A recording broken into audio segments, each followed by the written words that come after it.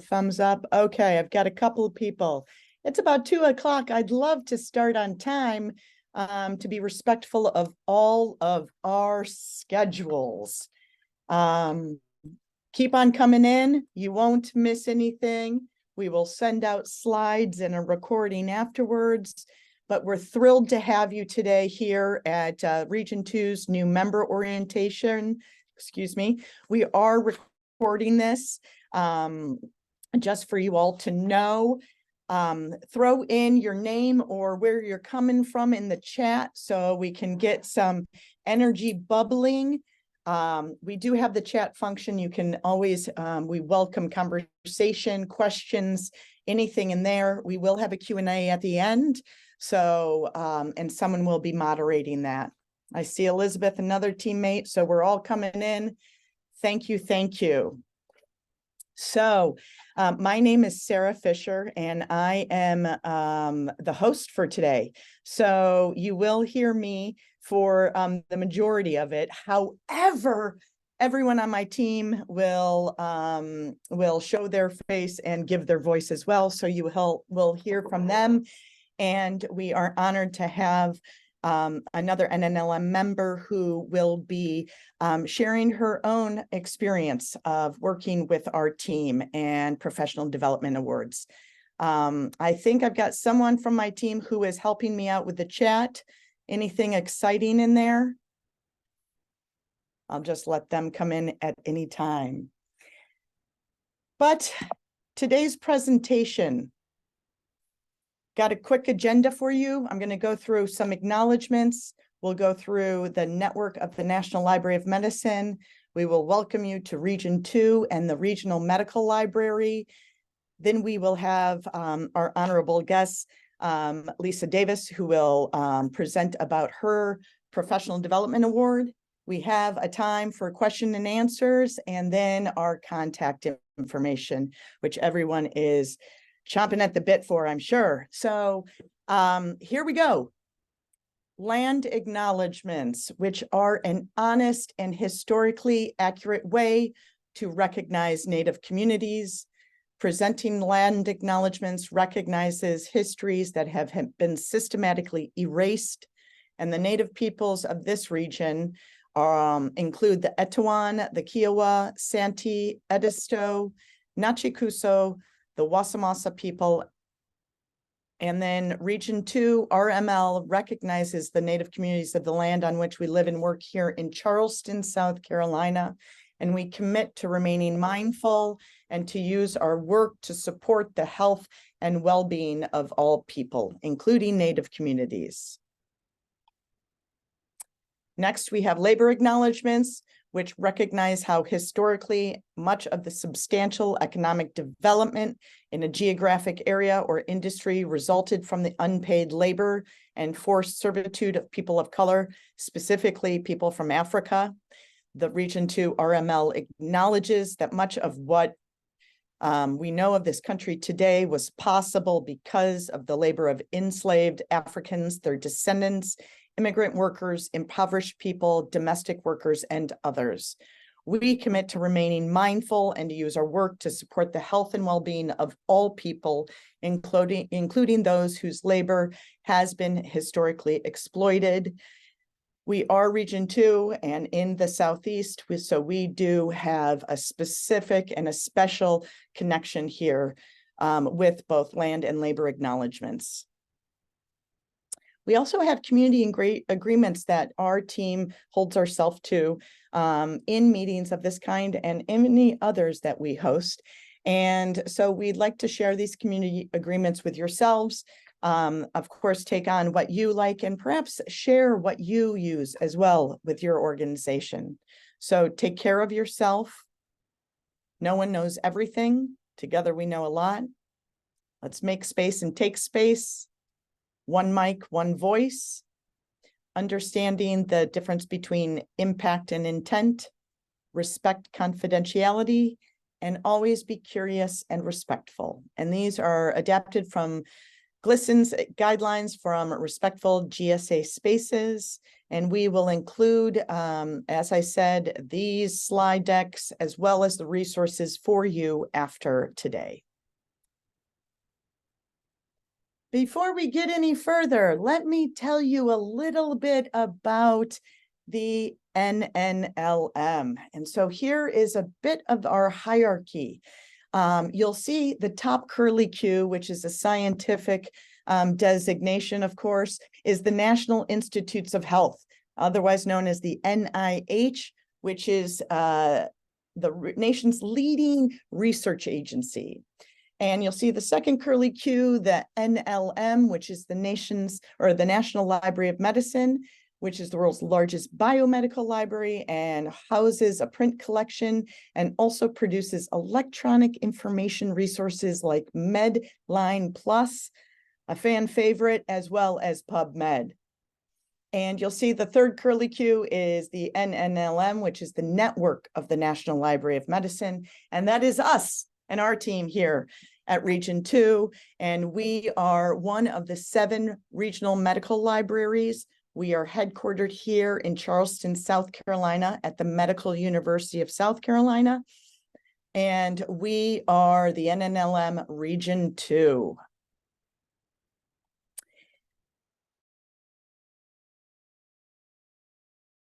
Enhance the progress of medicine and improve the public's health by providing all U.S. health professionals with equal access to biomedical information, while also improving the public's access to information so that the public, and we as the public, or myself or you, communities and our family and friends, the public has access to this information and is able to make better and more informed decisions about their own health. And this is exciting. These are our 3 NNLM initiatives for this 5-year cooperative agreement, 2021 to 2026. If your work fits into any of these 3 bullet points, we want to talk to you and we want to work more with you. Confronting health misinformation, bridging the digital divide, and environmental determinants of health. Those are the 3 NNLM initiatives, and that's where our focus areas are. And as I said, we are the Southeast. So what does that mean? It's a 6-state, 2-territory region. Let me list them all off by memory. Mississippi, Alabama, Tennessee, South Carolina, Georgia, Florida, Commonwealth of Puerto Rico, and the U.S. Virgin Islands. So we are thrilled, we're lucky, and we are a powerful region. And as I said, the Region 2 Regional Medical Library is headquartered in Charleston, South Carolina at the Medical University of South Carolina, and we're in the libraries. So I know that we have some things in the chat, but here we're going into our first poll. So even if you wrote it once, you might write it again. But here we go. Well, I've told you who the Region 2 states and territories are. So here we list this. Where are you zooming in from today? Let us know in the chat. Second question is, what is your organization type? So are you a health science library? Are you coming from a public library? How about a community organization, faith-based? Maybe you work in a church. Maybe you're a nurse, a student, just part of the public. That's what we want to know. Anyone got any information for me? Because I can't see the chat. We do. We have some folks that are coming in. We have someone from Birmingham, Alabama, Barry University, Miami, Florida, South Carolina, a professional nursing organization, Barry University, Miami, Florida, East Tennessee Public Library, someone from Tennessee, and University of Alabama at Birmingham. Okay, even more, we have Alabama, and that would be a health sciences library. Ooh, they're coming in faster than I can read them off. Let's see. Love it. South Florida, we have an RN creating a unified source of data for decisions in workers' comp. We have South we said that one. We have UGA, Georgia, Berry College, Mount Berry, Georgia. So a nice variety of places, academic library, a science library, who joined the network to find resources. Thank you. You've already answered number 3s and 4s, which is why did you join the NNLM this year? And as I said at the beginning, this is the new member orientation where we welcome new members and really existing members also who might want a refresher course or just to kind of meet and greet with our Region 2 team. As we sent out this invitation to like over 600 people. That's how many have signed up as members recently within the, I'd say, last 6 to 9 months. Great numbers for us. And so we're happy to have you here. Why did you join the NNLM this year? And where did you learn about us? Did you find us on the conference circuit? That's what we've been hitting recently. But you may have also met us in an airport, a library, or on Zoom. So thank you again for being here and for participating in our first poll. I am going to now bring in my teammates so that you can see their faces and hear their voices for a moment. And I'm going to ask everyone to come in from Region 2 and introduce themselves with their name and their title. And also for some people on our team, we do have state liaison responsibilities. So that just means we are perhaps the direct contact on our team for that state or that territory. So I will, I think we should just go in order of how it is. Angela, I'm turning it over to you. Who are you? Tell us about us. You. Thank you.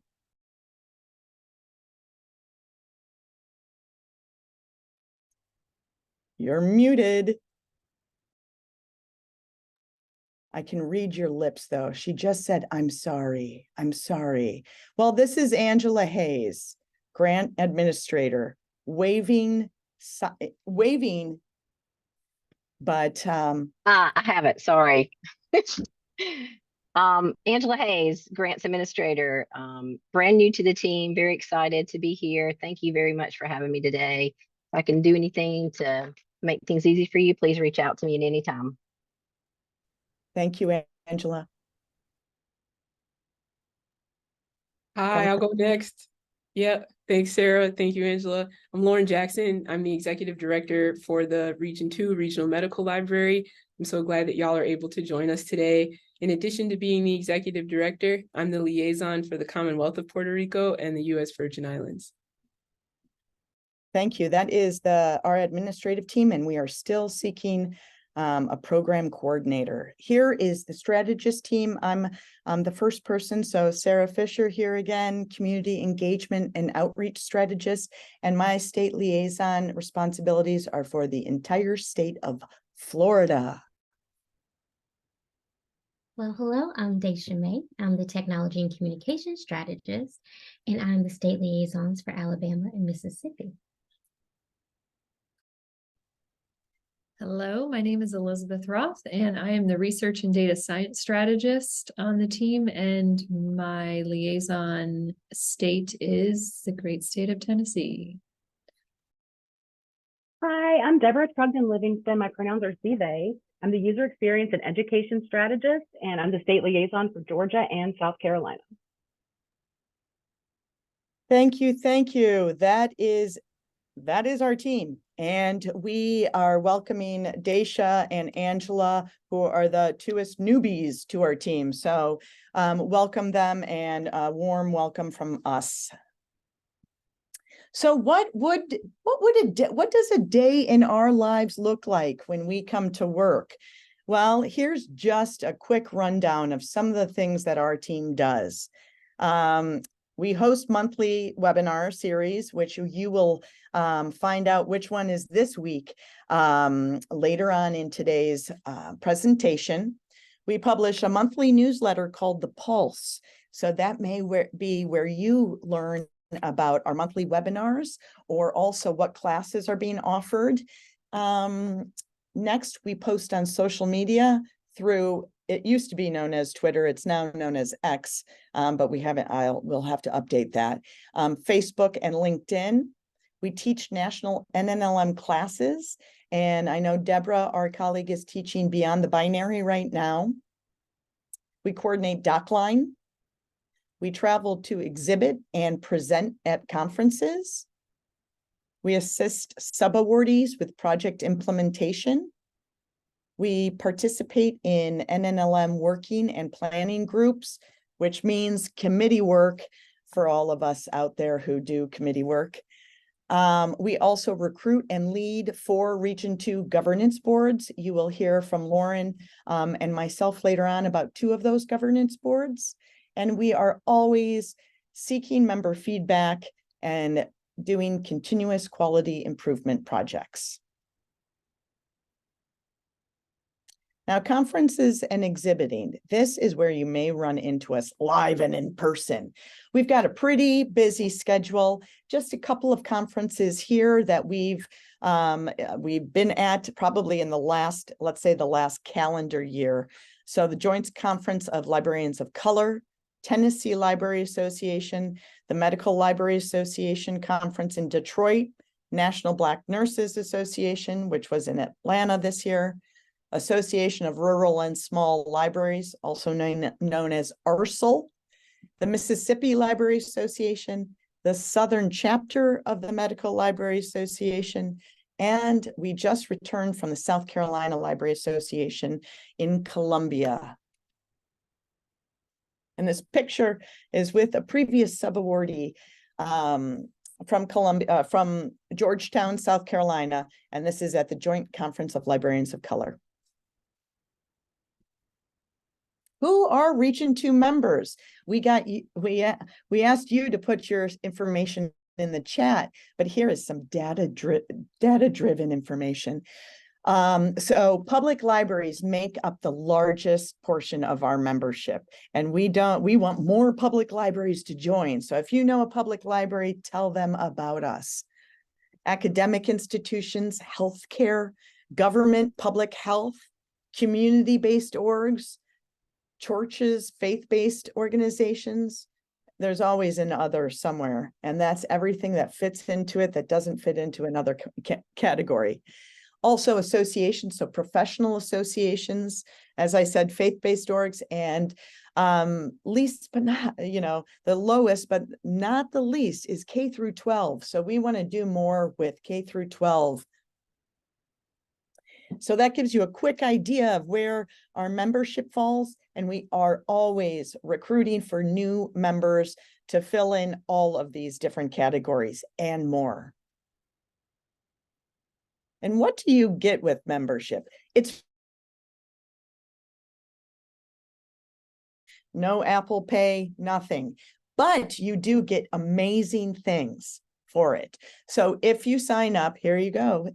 You have all become members already, but this is for all of your networks and best friends. nnlm.gov, and that's a / I think, user / join. So what do you get to become a member? You get communications. And that's what we're really good at. So as I said, we do a Pulse, the newsletter, which comes out monthly. And our format so far is that we have a featured event, which is a webinar that our office puts on. And we do monthly webinars that are both regional, but also on a national level. Also, you will also find out in our communications where we are, where we've exhibited. Oftentimes, we may take a picture of you and put you in the newsletter just to showcase where we are and to showcase the relationships that we are fostering. What also are benefits of becoming a member are education, training, and specializations for free. You don't have to do anything for these, but sign up and maybe take the credits. So for example, this is the webinar this week, neurodiversity invisible disability and unconscious bias, the primary obstacle of neuro-inclusion in the workplace. Really exciting webinar that we host this Thursday. We'll throw in the link in the chat so that you can sign up for this. It already has a great community who will be in the audience. So if you're interested, come on in and you will get a continuing education credit for taking this webinar. As you see, we offer MLA CE credit courses as well. And I'll talk a little bit more about that in the next slide, which goes into specializations. And these are what we offer through the Medical Library Association. So these are often programs that are offered live webinars, or they can often be on demand or pre-recorded. So you can access them when you are able to. Now, NNLM, to get these specializations, to put them after your name, like after your degrees, and then whatever your specializations are, we sponsor that fee. So if you just do the kind of work and go to the webinars and gain the knowledge and information, we will help you get that specialization after your names and degrees. A couple of those specializations is the first one is the Consumer Health Information Specialization, which is known as CHIS. So that provides health information, resources, tech, and services for the community. Another one is the Data Services Specialization. We call it DIS. So Quality Data Services, Data Management, and Support for Researchers, Clinicians, Students, Librarians, and the public. Now, the newest one is the Systematic Review Services Specialization. I like to call this serious. Like seriously, I'm getting the serious. So this is providing systematic review services, serving on systematic review teams, and advancing literature searching skills. Unfortunately, the Disaster Information Specialization, the DIS, has been sunset, and that ended this past April. There is a link to find out more about specializations. That's still on our website at nnlm.gov, and it's on /guides and /specialization. We do have members of our team as well, just to let you know, who have these specializations. So if you had any questions, you could reach out to them, see what they gained. Money, money, money, money. Grant funding. This is what a lot of people want to hear about and always have questions. So this is a huge part of our programming and something that we are incredibly proud of. Now, right now, we do not have open funding because our funding cycles not generally, but they go May 1st, 2023 or May 1st, 2024, for example, in the future. But the current year 3 grant funding cycle was May 1st, 2023, and it ends April 30th, 2024. So we have already received applications, reviewed applications, and offered funding. So the people are in the midst of their grant funding cycles, and we look forward to seeing what impact subawardees have in the region. Some of the award categories we offered this year was a Health Information Outreach Award, also Professional Development Awards, an Exhibit Award, Emergency Preparedness and Response, and finally, an Innovation Impact Award. Now, those are the types of awards we offered this year. Next year, they may change slightly, but this gives you a good idea about how we frame that we work for offering awards. And there is a proposal writing toolkit linked at the end of this slide, and that'll help you getting prepared for writing a grant and writing a funding request for our for our grant funding for next year potentially. What we may be offering shortly is carry forward funds, and that would be for professional development. But we do not have any word about that right now. Stay tuned and we'll keep you up to date. We've come to our honored guest. Lisa Davis, I know you're out there. I'd love to Hi. welcome you in. Thank you so much. How are you? Doing well. How are you doing today? Good to see you. Haven't seen Same you here. since Atlanta, but Been a while. glad glad to have you, Lisa. I am going to allow Lisa Davis to take over. She is going to be presenting her experience working with our team. And you know what? Let me know if you need me to change the slides, and I'm going to mute myself. And welcome to Lisa Davis. Well, thank you, Sarah and team. And yes, I will need you to advance my slides for me. So if you don't mind, if you would go to the next slide, that would be helpful. So my name is Lisa Davis, and I have been the recipient of the Professional Development Award, not once, but twice. And so I'm going to share with you a little bit about my experience with the award, with the process, and how really it's benefited me as a professional nurse. So I chose to write my application around the National Black Nurses Annual Conference. So the National Black Nurses Conference, as you can see from my slide, draws a large number of professional nurses from all around the country. The mission of the National Black Nurses Association is to serve as the voice for Black nurses and diverse populations, ensuring equal access to professional development. So there's my alignment, promoting educational opportunities, improving health.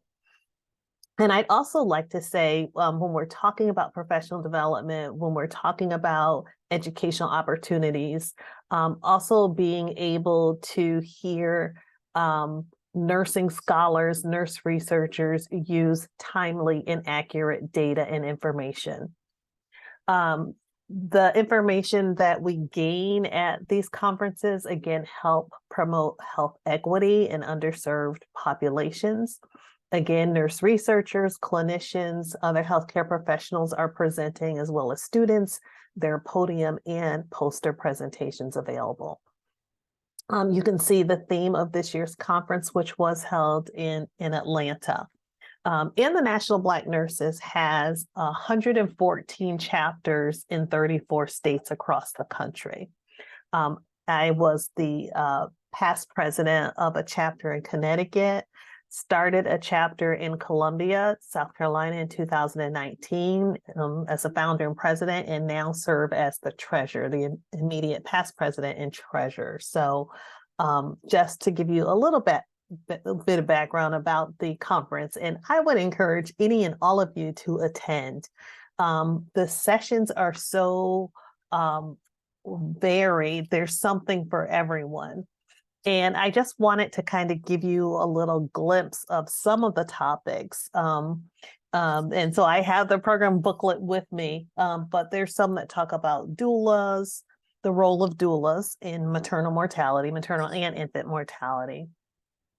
Because we know when we talk about health disparities, we know maternal infant mortality certainly disproportionately impacts the African-American community. There were presentations around mobile health, telehealth, and let's see, vaccinations among adolescents, different case studies. So I would encourage you just to kind of peek at the website and learn a little bit more about the organization. Next slide, please. Maybe. Okay.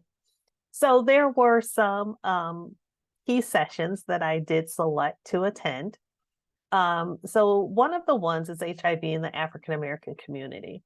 And this, for the second year in a row, has been a luncheon session, which, you know, for presenters to present during lunch, that's always a challenge. But, here is a really good session that really focuses a lot on data, a lot of CDC data, a lot of state data. And being in the South, sometimes we say, well, thank goodness for Alabama, Mississippi, and, the other states that lag behind South Carolina. But, HIV, STD still is a serious problem.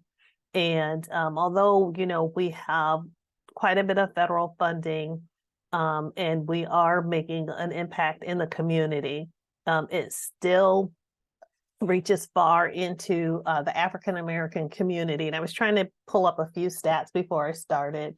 And from 2021, there were over 18,000 South Carolinians living with HIV. We know that, again, for women who were recently diagnosed, most of them were African American. So again, opportunities to use data to share with a lot of individuals in the audience, so we can go back to our state programs and really kind of delve in and try to see what kind of strategies that we are using that are data-driven strategies.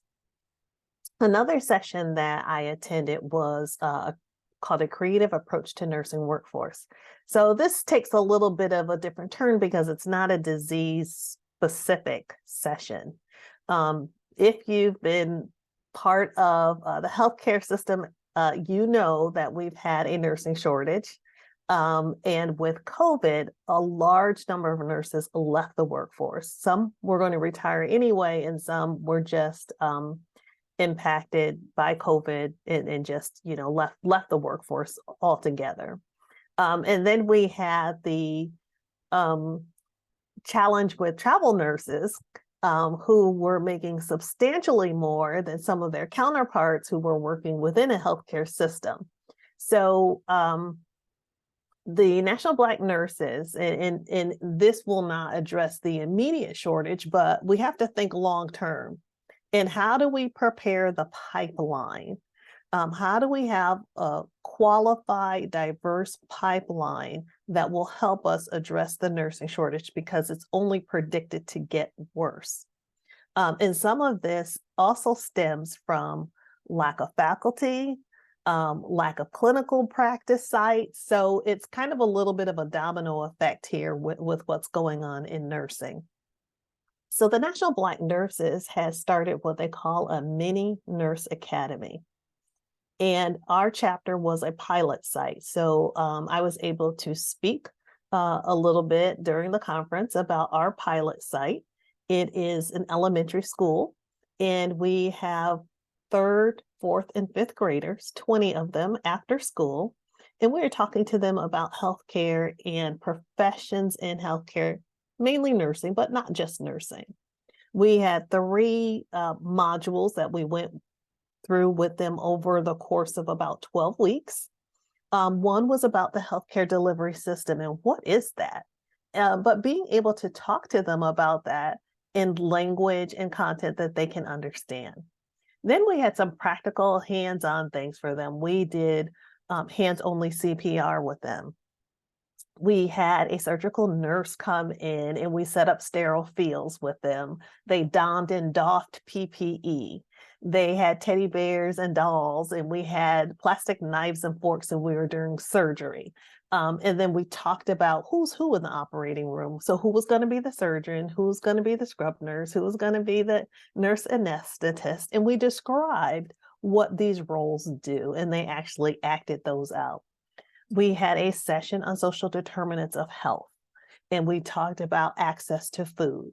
And we had a nutritionist come in. And so again, we're trying to build a workforce, but we are also just getting them to understand what nurses do, what physicians do, because a lot of them have misinformation, or they've just not been in the presence of a healthcare professional that looks like them.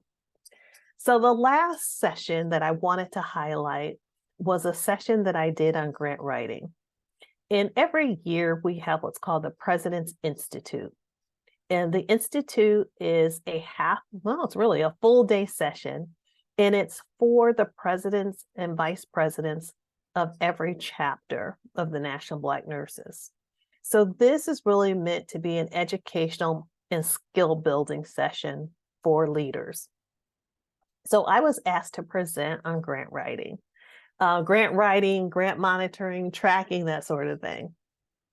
And so I was given 90 minutes and I was thinking, my gosh, what am I going to do with 90 minutes? That's a long time. But it all worked out. And I did take the opportunity to talk about NNLM. And I wanted to get a sense from the group, and there were probably about, I guess, 75 to 100 folks in the room. How many of them were familiar with NNLM? And had they partnered, had they joined NNLM? And so I walked them through the website, showed them how to become a member. We walked through the different regions so everyone could understand which region they belong to.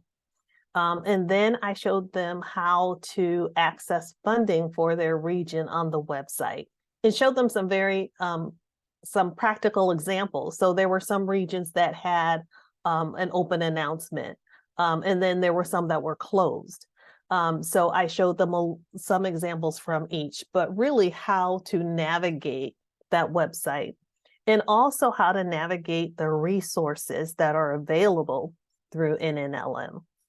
So really, again, giving them a tool that they could use, one, to better understand how to identify and access information that they need, and how to become a member and the benefits. And I do want to go back to something that Sarah said about becoming a member, because I was skeptical at first because I thought, oh my gosh, now I'm going to get 800 emails a month, that sort of thing. And we all are on email fatigue, but that is not the case. And I love the Pulse. I read it. It's very easy to get through, lots of good information, and a lot of training opportunities. So I think a number of folks that I've talked to, said, yeah, I've become a partner, and it's not been overwhelming. If you can go to the next slide.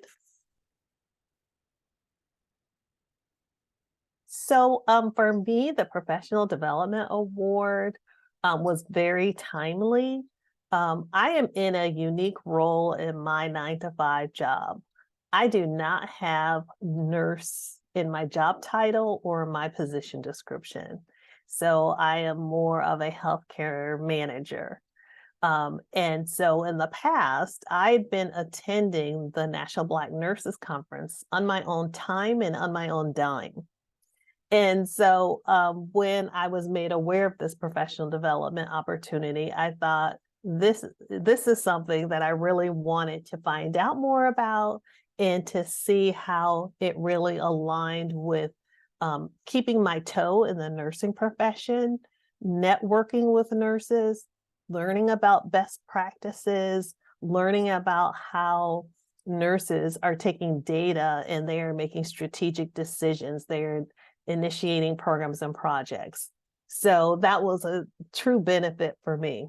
Again, this was my second award this year. So I'm grateful. And it is a very user-friendly online process. I have found that completing the application is simple. It is one of the most simple processes to get through.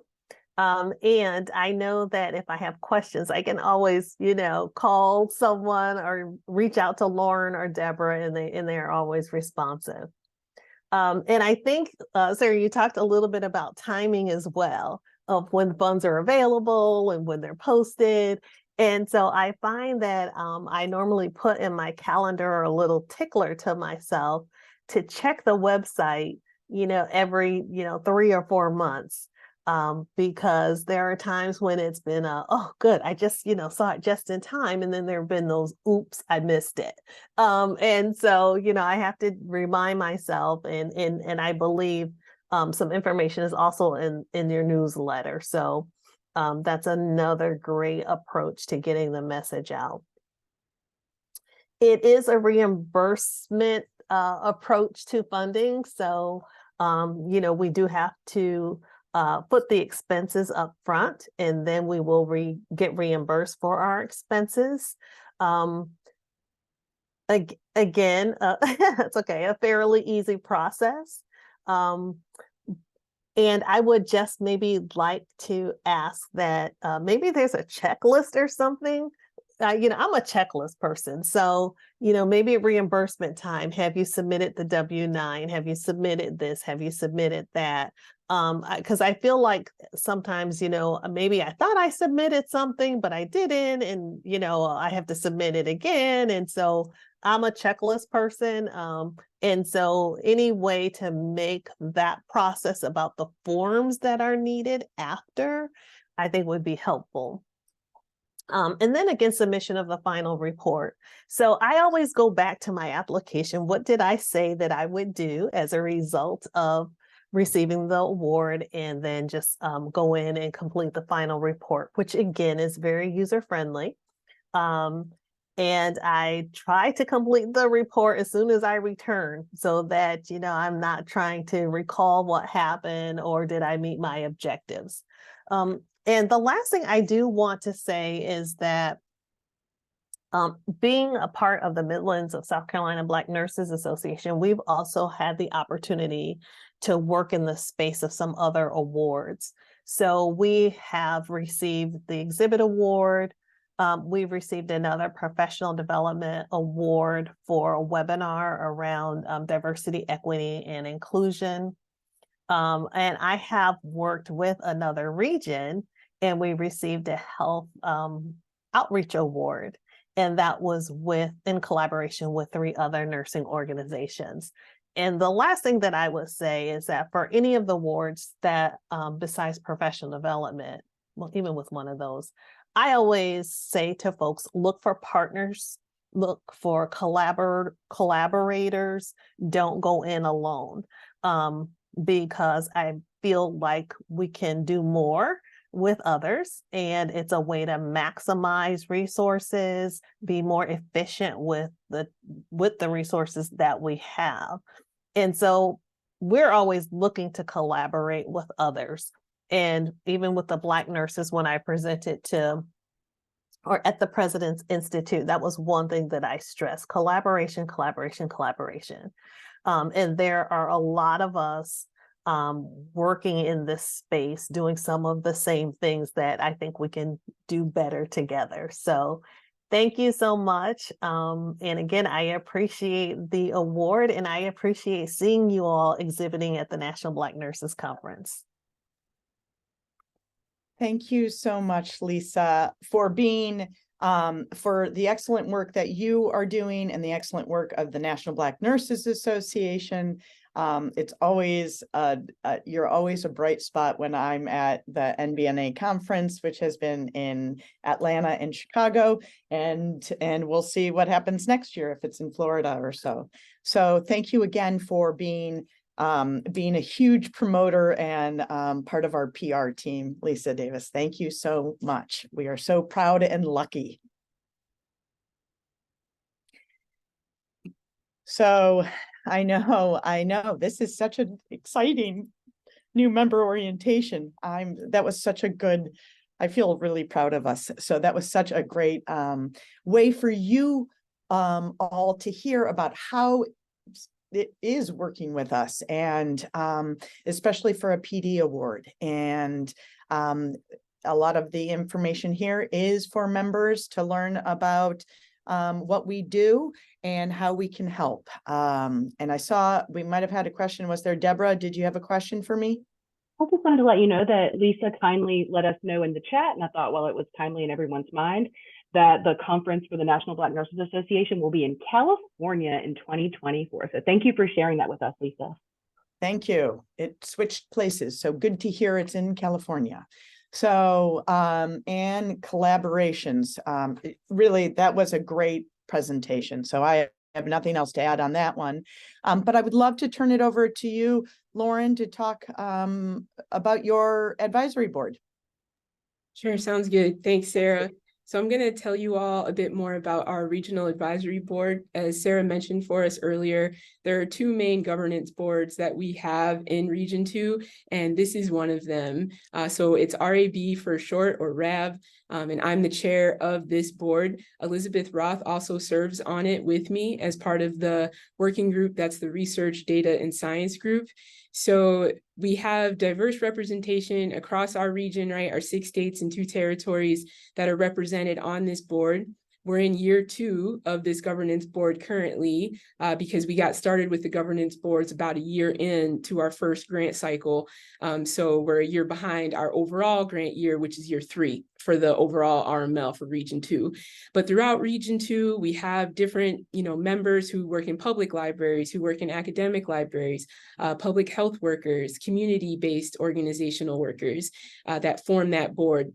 And as I mentioned earlier, there are 3 subgroups or working groups that work on different initiatives. One is health equity. All of their focus is, really aligned towards that. They're thinking about ways that they can connect across our region to support health equity and access across Region 2 and sometimes nationally.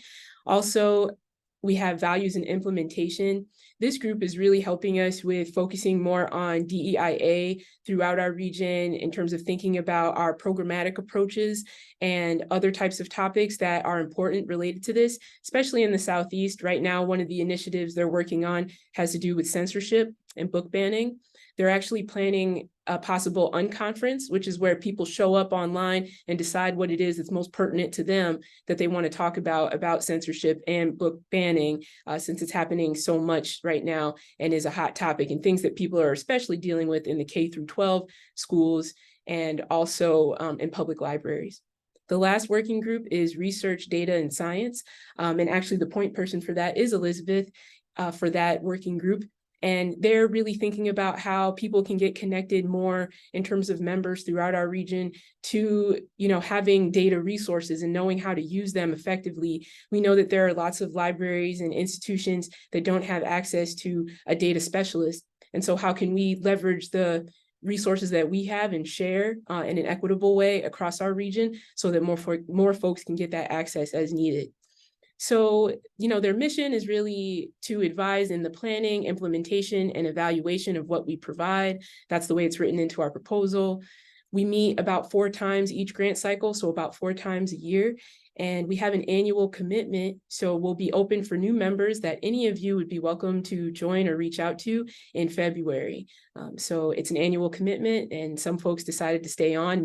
Most did, about 90% from year 1, but there's always going to be an opening for more people in the late winter. And I'll turn it back to you, Sarah, to talk about ERPAC. Thanks. Thank you, Lauren. I know we have covered a ton of information today. We only really have a couple more slides, and then we will turn it over to you for all of your questions, and we will provide the answers, of course. So another governance board that Lauren led us into is ERPAC, otherwise the Emergency Response and Preparedness Advisory Committee. And yours truly, myself, I chair it. And this committee provides support in preparing for and responding to disasters, as well as localized emergencies for our region. It too has a diverse representation from each state and territory, but I am always recruiting because we do not have representation from each state or territory. So if you are interested in joining the ERPAC committee, please reach out. What the goals are for this second year of ERPAC is in September, which is the National Preparedness Month, we hosted a 6-webinar virtual forum. All of them are recorded, and now we have 6 disaster preparedness videos from September, which was excellent, and everything from the U.S. Census data to the Extreme Events Institute to Asper Tracy. There was a book club that talked about the graphic novel Drowned City about Hurricane Katrina. So really interesting an interesting webinar forum that we held this year. Second, we found a shared file that our team, that this ERPAC was able to use. So basically for our meeting notes, where would we have a shared file that everyone from the team could access? Whether they were coming in from a health science library or a public library or everything. Everyone has different privacy settings and options depending on where they're coming in from. So that was a little bit of a Herculean effort. What we're working on next is a shared resource directory, a library status board, simple, kind of like the Waffle House Index. And we have a committee member who is part of IFLA, the International Federation of Library Associations and Institutions. And there is a global and disaster professional toolkit that we will be helping with evaluating. So as I said, open recruitment, I'm always willing and wondering who wants to join in. So send, when you see our contact information at the end, you can always send us an email and let us know if you're interested in any governance board. And we welcome you. So here we go. Second poll of the day and the last poll of the day too. So question for you, you can throw it in the chat or however a poll comes up to in your Zoom.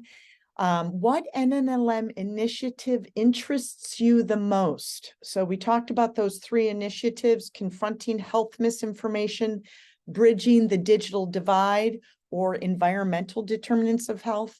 And I'm wondering on your side of the screen, what is of interest to you, to your library, to your team, to your professional association, to the work you're doing in your volunteer role. How can we work with you? How can we work together? And I guess the next question is, what social media platform do you prefer? Where do you get your information? We do post to LinkedIn, Facebook, and here we updated it X, which is formerly Twitter. Wondering if there's any interesting information in the chat. What do you have, Deborah? Yeah, so we're getting some things rolling in. We're seeing some folks who are interested in confronting health misinformation, and that's like 2 people. And then we've got environmental detriments of health, and one person says personally and among faculty and students at their university, which is UGA. And we're seeing some social media platforms of Facebook, LinkedIn, and Twitter/X and LinkedIn. So it seems like we have a nice mix of interests and a nice mix of social media platforms. Well, fantastic.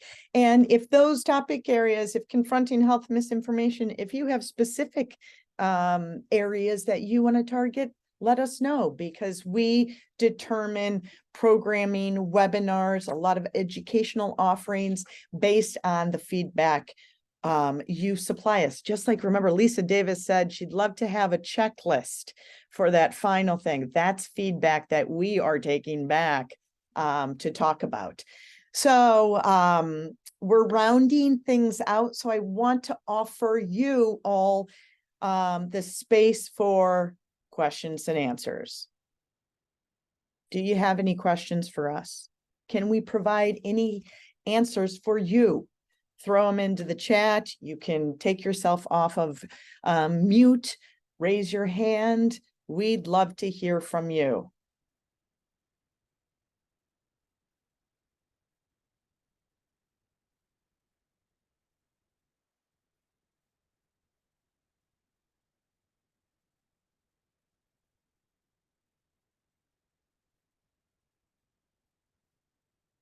Tick tock, tick tock, tick tock, tick tock. That's okay. So far, no one has had feedback in the comments about questions and answers, but if they do, I will pop my little hand up. Perfect, because that means that we provided everything that everyone wanted, right? No, I know there's got to be a gap of information somewhere. But if you don't want to ask today, you can always reach out to us and ask tomorrow.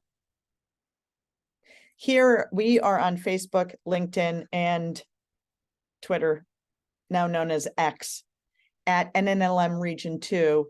We have an email that is a big general email box, region2@nnlm.gov, and therefore, when you send in questions, that will then be spread out to our state liaisons or to someone who can answer those questions for you.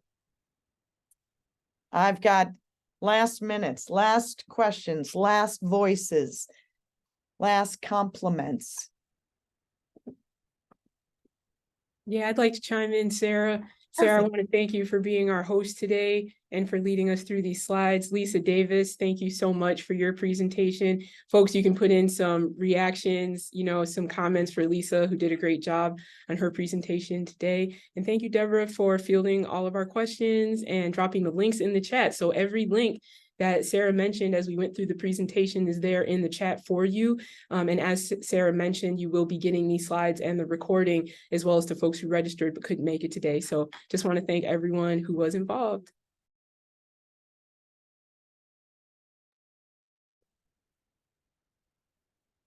So Lauren said thank you. I'm going to say thank you too. And this is it. This is the end of the new member orientation. But chat questions, I'm still here for you. If you have anything, if you want to drop off, you are welcome to. If you wanted to sit on and see if you got us, talk to us live and in person, the last couple of minutes, you are welcome to. But thank you so much. We're thrilled to have you. And we welcome your conversations and connections and possible collaborations. I used all C's for that. Thank you so much, Region 2.